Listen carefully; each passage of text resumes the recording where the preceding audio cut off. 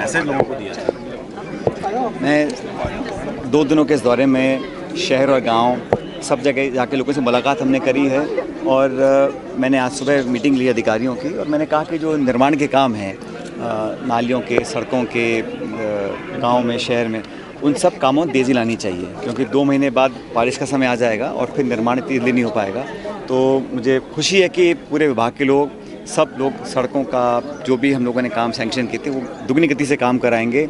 और पीने के पानी के लिए मैंने कहा अधिकारियों से भी कि अभी तो कम गर्मियां हैं लेकिन एक कंटिजेंसी प्लान बनाना पड़ेगा ड्रिंकिंग वाटर के लिए शहर और गांव के अंदर। अभी से वो मैप तैयार कर लें क्योंकि जब गर्मी का महीना आता है तो एकदम से बहुत हाहाकार मचता है जब पीने के पानी की व्यवस्था हम नहीं कर पाते हैं। तो जो भी हमको प्लानिंग करनी है, बजट एलोकेशन करना है, रोड मैप बनाना है अगली गर्मियों के 2 महीनों के लिए, वो तैयारी अभी से कर लें ताकि लोगों को समय रहते उसकी राहत मिल सके। तो सब अधिकारी आज मौजूद थे, उनको मैंने निर्देशित किया है कि टोंक शहर में और गाँव के अंदर इस प्रकार की व्यवस्था को कायम करें। और गाँव का जो दौरा हम लोग कर रहे हैं वहाँ पर समीक्षा भी होती है और जो नए काम लोग चाहते हैं, और मुझे खुशी है कि ज़्यादातर मांगें जो अब आ रही हैं गाँवों से वो स्कूलों की व्यवस्था को बेहतर करने के लिए आ रही हैं। कोई स्कूल क्रोनोमित करना चाहते हैं, कई स्कूलों के कमरों में वृद्धि करना चाहते हैं, 4 दीवारी है, खेल के मैदान हैं। मुझे खुशी है कि संसाधन हम शिक्षा में लगा रहे हैं और चिकित्सा में लगा रहे हैं क्योंकि आने वाली पीढ़ियों के लिए बहुत ज़रूरी है कि गाँव में पढ़ने वाले बच्चे, उनको ऐसे संसाधन हम उपलब्ध कराएं ताकि वो कंपटीशन में बैठ सकें और देश में, प्रदेश में जो परीक्षाएं होती हैं उनमें बैठकर वो सफल तब होंगे जब वो अच्छी शिक्षा वो प्राइमरी स्कूल से पा सकेंगे। मुझे खुशी है कि लोग मांग करते हैं कि विषय लगाओ अच्छे, मास्टर अच्छे लगाओ। तो मुझे लग रहा है ये एक अच्छी जागरूकता लोगों में फैली है और मैं, जहाँ तक मेरा विधायक कोष है, सरकार का पैसा है, हम ज़्यादातर कोशिश करते हैं कि शिक्षा के क्षेत्र में उसका उपयोग ज़्यादा किया जा सके। वीरांगनाओं के मामले को लेकर बीजेपी अब सड़क पर है, पथराव भी हुआ है, किस तरीके से देखते हैं उसको? लॉ एंड ऑर्डर बिगड़ने की संभावना है पूरी? नहीं, मुझे लगता है सबको संयम से काम लेना चाहिए और इस मुद्दे को पॉलिटिसाइज नहीं करना चाहिए। इसमें कोई राजनीति नहीं है। कल भी मैंने कहा था जो हमारे वीर सैनिक हैं, जो फौजी हैं, वो सरहद पर खड़े हैं किसी दल, किसी विचारधारा, किसी पार्टी, किसी नेता के लिए नहीं खड़े हैं।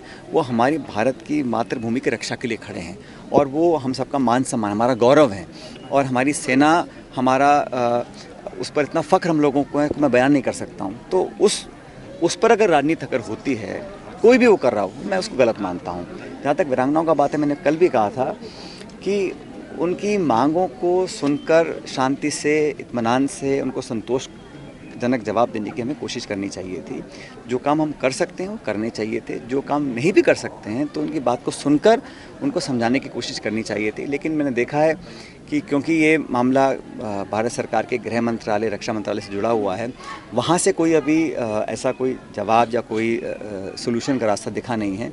लेकिन इस पर अगर राजनीति हो रही है तो मैं इसको गलत मानता हूँ क्योंकि हम राजनीति करने के बहुत सारे मुद्दे हैं, लेकिन वीरांगनाओं को लेकर राजनीति अगर होती है तो मैं उसको बहुत गलत मानता हूँ। एक बड़ा गलत संदेश प्रदेश और देश में जाएगा क्योंकि मत भूलिए जो वीरांगनाएँ हैं उनके परिवारों के साथ आज भी जो लोग फ़ौज में काम कर रहे हैं, पैरामिलिट्री फोर्सेस में काम कर रहे हैं, मैं नहीं चाहता हूं कि उनको 1% भी कहीं इस बात का एहसास लगे कि भाई ऐसा कुछ नहीं होना चाहिए था। तो मैं तो सैनिकों की शहादत के साथ नमन करता हूं और सलाम करता हूं और मैं तो कहता हूं हमें आउट ऑफ वे जाके और करना चाहिए।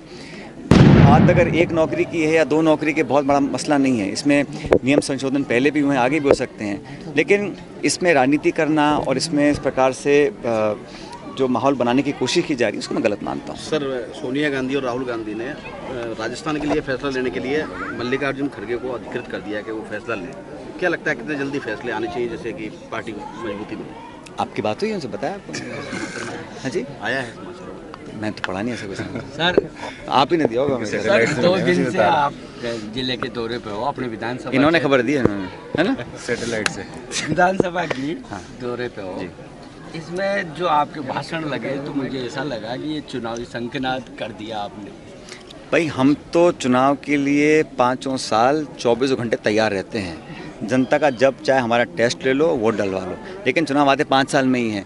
लेकिन मेरी सक्रियता हो, चाहे हमारे विकास के काम हो, आपने देखा होगा वो लगातार उसी कांस्टेंट स्पीड पर चलते हैं। लेकिन क्योंकि जैसा आप जानते हो 9-10 महीने बाद चुनाव भी हैं, तो चुनाव में तो हम लोगों को, जनता को जागरूक करना है, कार्यकर्ताओं को उसमें ऊर्जा भरनी है। वो हम काम 24 घंटे करते हैं और ये राजनीति में सुस्ताने का समय नहीं मिलता है। इसलिए हमेशा काम करते रहना चाहिए, सक्रिय रहना चाहिए और लोग भी उम्मीद करते हैं कि हम लोग और ज़्यादा उनसे मिलें और जो क्षेत्र में हम लोगों ने वादे किए, प्रदेश में जब मैं प्रदेश अध्यक्ष था कांग्रेस पार्टी का, तो हम लोगों ने कुछ वादे किए थे लोगों से, खासकर नौजवानों से। उन वादों को हम कैसे पूरा कर सकें, इस दिशा में और तेज़ी से हमें काम करना पड़ेगा। लेकिन आपके संवाद आपने अतिवृष्टि हुई है, एक बार फिर से किसानों की फसलें खराब हुई है हाल ही के दिनों में जिस तरह से। कल मैंने देखा कृषि मंत्री ने स्टेटमेंट दिया था कि गिरदावरी के आदेश जा चुके हैं और जल्द से जल्द जितना भी नुकसान हुआ है, लेकिन मुझे लगता है बहुत ज़्यादा नुकसान नहीं हुआ, लेकिन जहाँ पर जो भी हुआ है उनको समय पर उनका मुआवजा मिले, ये व्यवस्था ऑलरेडी कायम है और गिरदावरी के आदेश दिए जा चुके हैं। देखिए आपके दो डायलॉग, एक तो ये कि नीली छतरी वाला सब देख रहा है, दूसरा ये कि नेता वो जो दिलों में बसता है, क्या इशारा है? तो आप पहले बताओ, ये मैं गलत बोल रहा हूँ, सही बोल रहा हूँ? इसकी विवेचना चाह रहे हैं, क्या विवेचना है? क्या करें? आखिर क्या इशारा कहा किया है?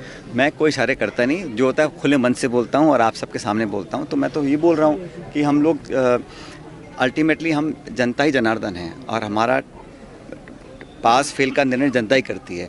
तो जनता के सामने खुल के बात रखनी चाहिए, उनसे कुछ छिपाना नहीं चाहिए और संवाद में, मिलने में, बात करने में कभी कोई कंजूसी नहीं करनी चाहिए। मैं अगर किसी से मैं मिलता हूँ, बात करता हूँ तो मेरा कुछ घिसता तो नहीं है ना। तो इसीलिए मैं कहता हूँ मुलाकात करने से, बात करने से किसी का कुछ कम नहीं होता। कोई कम राजी हो, कोई पूरा राजी हो, कुछ आधा संतुष्ट हो, लेकिन मुलाकात करके, संवाद करके सब चीज़ों का हल निकल सकता है, मैं ऐसा मानता हूँ। Thank you sir. समझ